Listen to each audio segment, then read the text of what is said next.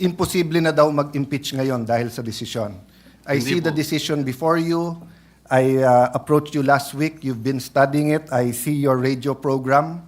Mukhang 10 beses mo na nabasa yung desisyon at apparently, Mr. Senator, you also listen to criticism. So kung ano rin yung sinasabi ng iba, pinapakinggan mo rin. In your view, may I take note first, Mr. President, that I am glad that the Senator made a distinction na he is for the rights of everyone. He was adopted by PDP and ran with a particular party, but he is not a member of the Duterte bloc. Am I correct there? Technically speaking, Mr. President, I am not a member of the PDP, but I admit that I was adopted and I ran in unity with some of the parties of the PDP candidates at the time. The point I'm going at is like, I was a cabinet member in the Duterte administration, but I have not talked to the Vice President. I ran as an independent in 2022, so I speak now as a senator and not as a partisan. I assume the same, Your Honor. Yes, that Mr. President. you're giving your own personal opinion as Senator Marcoleta, not as a partisan. Of course, I assume that for everyone here, no? Regardless of our position. So, Mr. Senator, sa iyong paghimay ng desisyon, sa tingin mo ba imposible na ngayon mag-impeach ng isang impeachable officer? Hindi po, Mr. President. So, naging napakahirap ba mag-impeach ng isang officer? Hindi ko po alam kung bakit mahirap po sa kanila, Mr. President. Ang importante lang po, ilagay lang po sa tamang proseso. Napakasimple po kasi nung kanilang mga tuntunin, iniisip ko, sundin lang yung mga tuntunin. Ang problema po, isa man sa tuntunin, wala pong sinunod. Kaya po humirap ng humirap para sa kanila. So, Mr. President, I'm glad you mentioned tamang proseso. I think the way the Supreme Court said it in page 95 of the decision, there is a right way to do the right thing at the right time.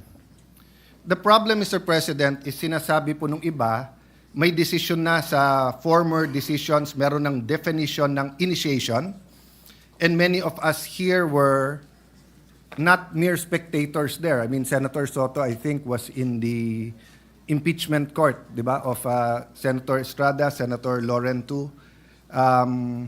Senator Kiko was still on the, we were together kay Senator Corona.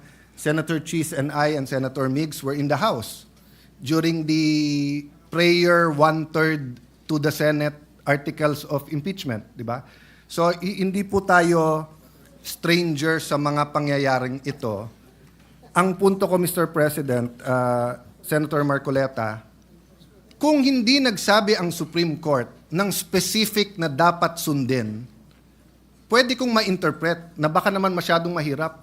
Baka naman kahit anong i-file, kung gustong protektahan, hindi na siya ma-impeach. Paano na yung accountability?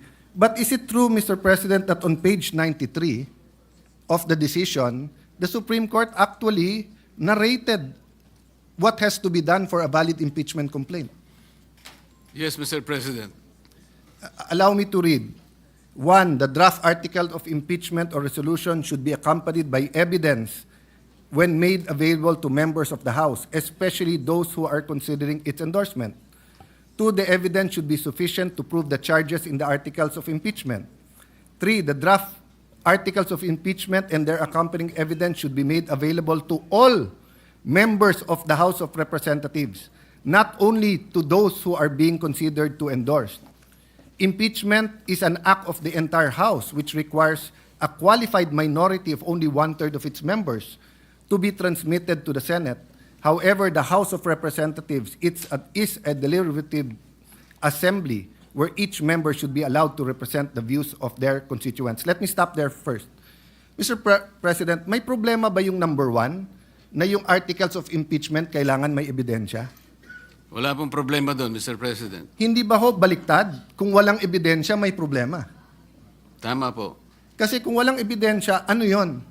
Tapon mo sa Senate, bahala na si Batman.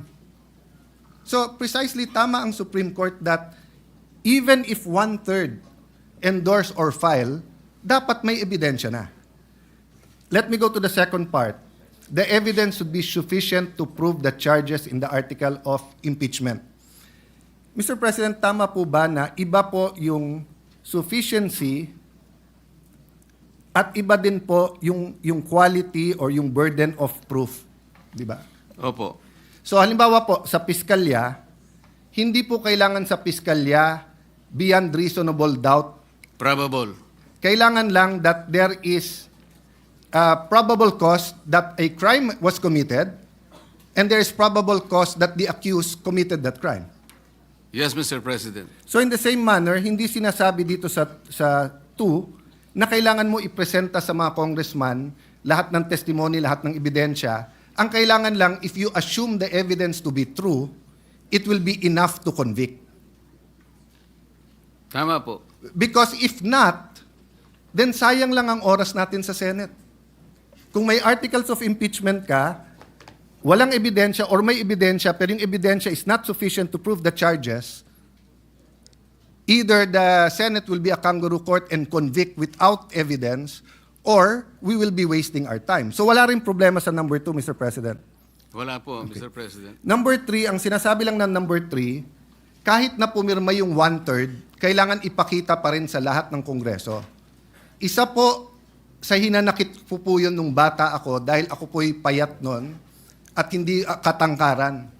Parati akong saling pusa sa basketball, baseball, volleyball, dahil hindi po ako ganong kagaling sa sports. Sa Congress ba, hindi ba tamang rule to? Na kahit wala ka sa majority, kahit wala ka sa qualified minority, kapag ka may impeachment, merely being elected as a representative of the district or of the party list, dapat ipakita man lang sa iyo yung articles of impeachment at saka yung ebidensya. Tama po kayo. Wala man lang po akong nakita sapagkat ako po hindi isinali sa pakakitaan ng... So naiintindihan niyo po kung paano maging saling Hindi ko nga pusa. po alam na meron na po pala. Hindi man lang kami binigyan eh.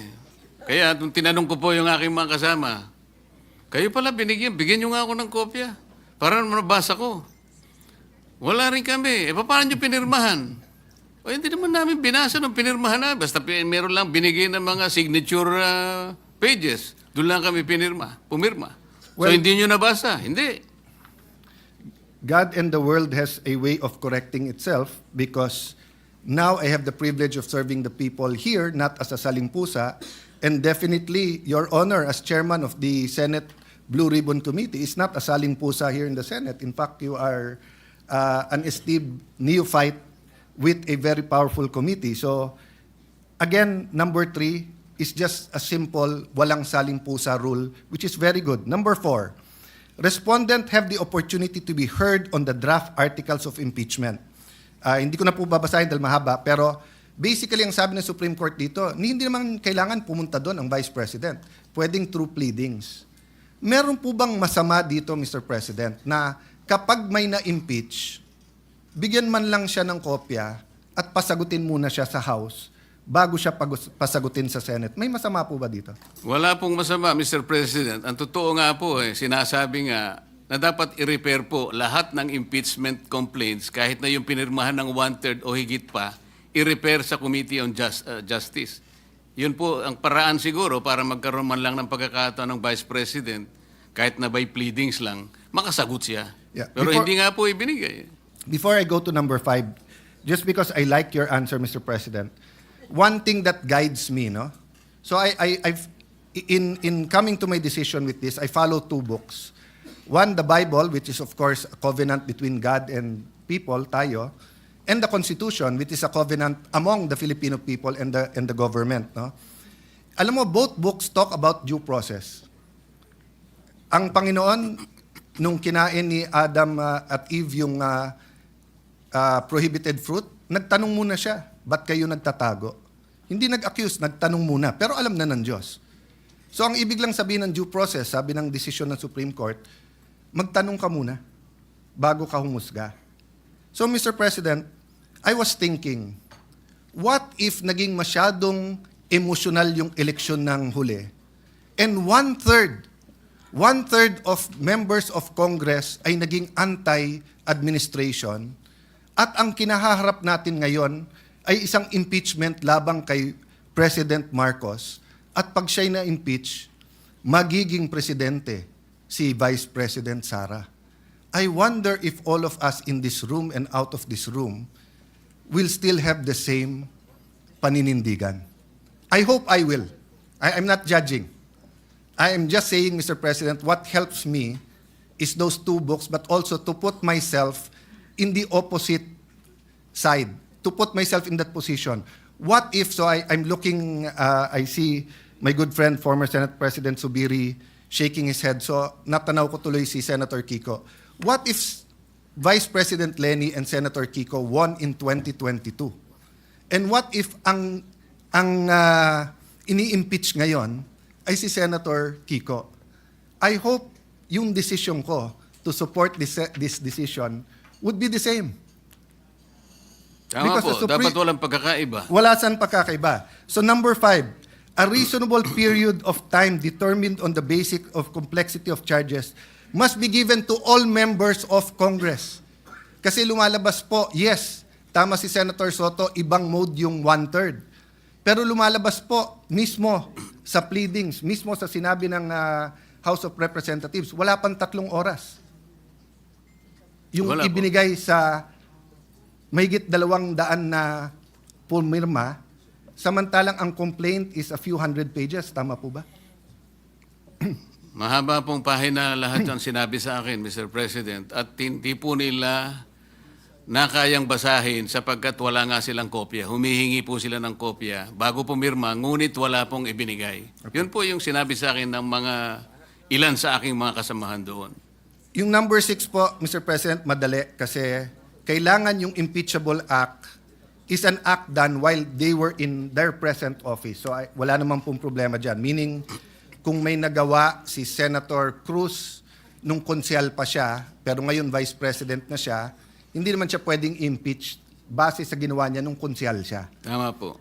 So madali po yon. Number 7, at the very least to accord the opportunity to be heard under the requirement of due process in the procedure under Article 11, Section 3, Paragraph 4, after the draft articles of impeachment and required proof arrived at. Letter A, the House of Representatives should provide a copy of the draft articles and its accompanying evidence to the respondent and give her an opportunity to respond within a reasonable period. May problema po ba dito? Wala po.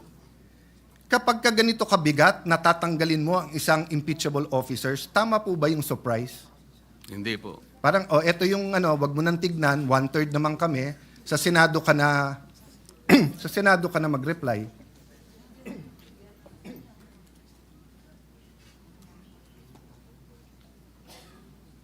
Letter B simply states that all members, again, it's the walang saling pusa. So, Mr. President, in other words, it is not true that it is now too difficult. Sundin lang yung page 93, 94. Whether it's February 6 for the Vice President or if anyone wants to file an impeachment against anyone, magagawa to at any time. Tama po, Mr. President. Let me reverse my question, Mr. President. Dapat ba maging madali mag-impeach ng isang officer? I'm asking, of course, your opinion that I value, Mr. President. Depende po sa ini-impeach na opisyal. Pero kinakailangan po hindi dapat magmadali. Kaya dalawa po kasing bagay yun eh. Kailangan po siyang mapagbigyan ng due process niya at gaano man po karami yung ebidensyang inaharap sa kanya. Bigyan natin siya ng pagkakataong makasagot. So maaari pong mahirapan ng konti, tumagal ng konti. Ngunit kailangan po natin ibigay lahat ng proseso sa ini-impeach at sa mga nag-i-impeach. I value your answer on due process, Mr. President, and that's my second point. But if you would just also accept, or maybe I can put on record, I'm of the personal view, hindi dapat maging madali mag-impeach ng isang impeachable officer. Bakit po? Unang-una, iilan lang po sila sa ating bansa. Ombudsman, member of constitutional commissions, President, Vice President, Supreme Court. Hindi dapat madali dahil it's an extraordinary remedy in extraordinary circumstance not to penalize them, but para protektahan ng ating bansa at para nga po alisin sila sa equation if they will damage our country. So, the difference po with this impeachment sa iba, at least the impeachment of President Estrada, President Arroyo, and again, may I be sensitive especially to my friends here, no, who are of that administration, was with us, against us, or like Senator Jingo and Senator JV. Yung feeling kasi doon is that if there was another day na hindi na-impeach, magagamit yung opisina na yon. Kasi presidente pinag-uusapan. Ganon din sa Chief Justice, na habang nandun ka, ma-impluensyan mo yung korte. Pero pag pinag-uusapan mo Vice President ngayon, wala naman siyang hawak na departamento, wala siyang hawak na agency, wala namang police, militar, NBI, Coast Guard, whatever under sa kanya. Yes, we should hold her accountable kung may ginawang mali. Dapat i-impeach pag may ginawang mali. Pero it's not true that today and tomorrow matters that much. Because wala naman siyang opisina na magagamit not only to cover her tracks or to damage the country. Di ba? In fact, I doubt kung walang perpetual disqualification yan, baka iba ang suma natin ngayon. But I don't want to go to the political aspect. The point I want to make, Mr. President, is para tayong nag-Goldilocks, pag gusto natin yung i-impeach natin, so nung time na yon na gustong impeach si President Erap, padaliin natin. At kung hindi, walk out tayo. Oh. Kung kakampi mo si GMA, pahirapan natin. Kung kakampi mo si Duterte, pahirapan natin. Di ba? So, in that point, I see why the Supreme Court, they made a statement nag-statement sila about history. Sabi ng Supreme Court,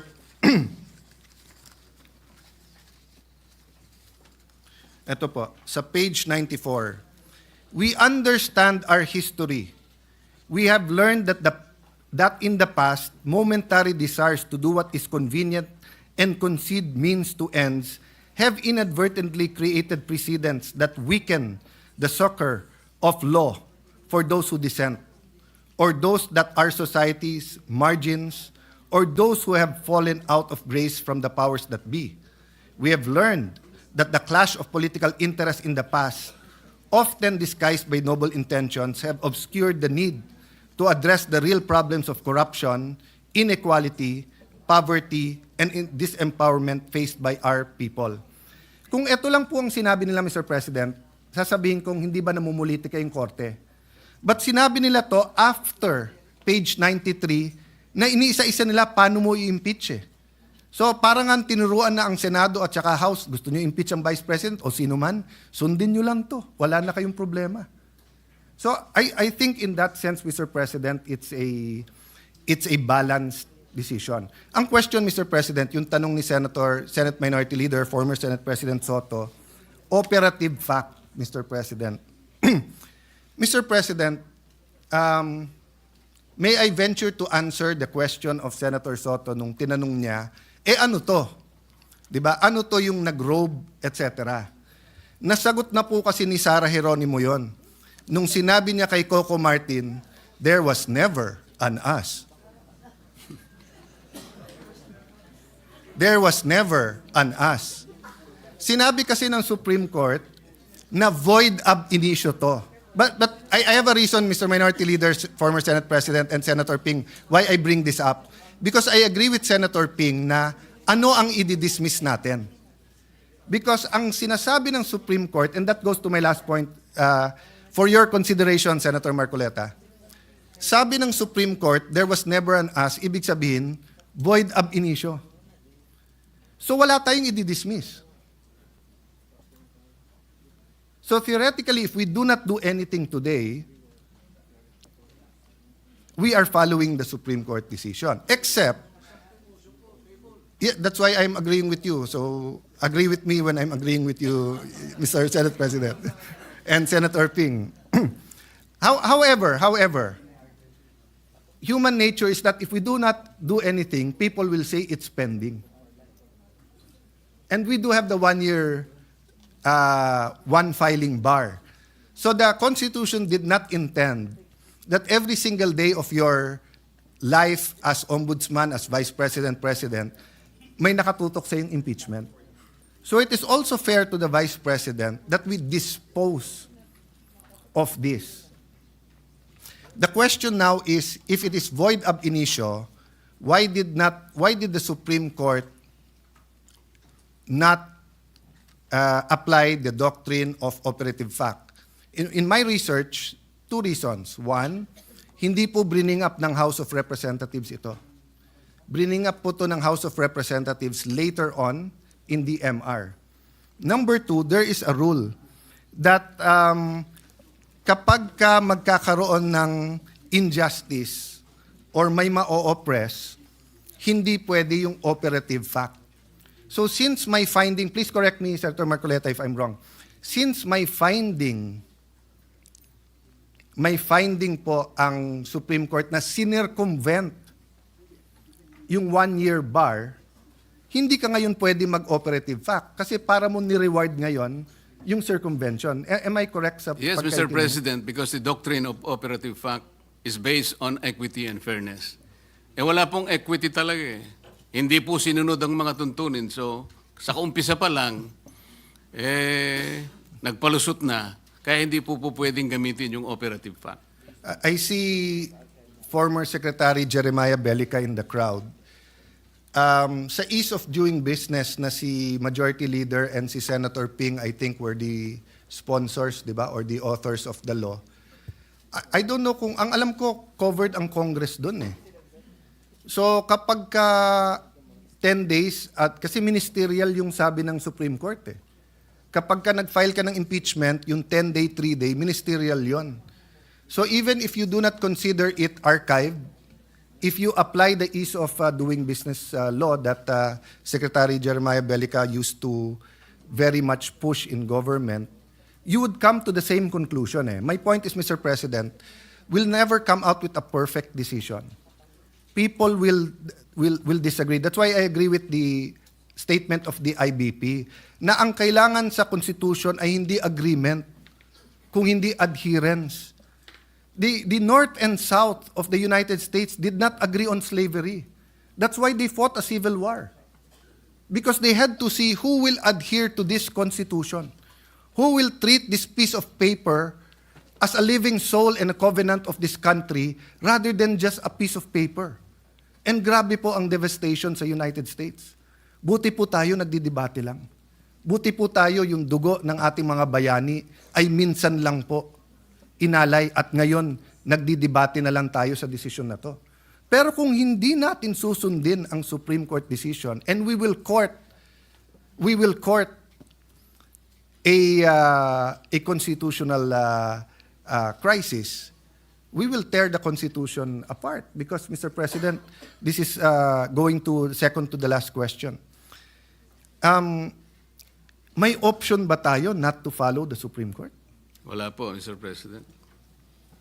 So it's for academic discussion and for criticism, for enlightenment, and trying to influence the court na masama decision nyo. In accordance, I respect the opinions for those who think na masama yung decision. But in actuality, as an institution, we have to follow, hindi po ba? Tama po, Mr. President.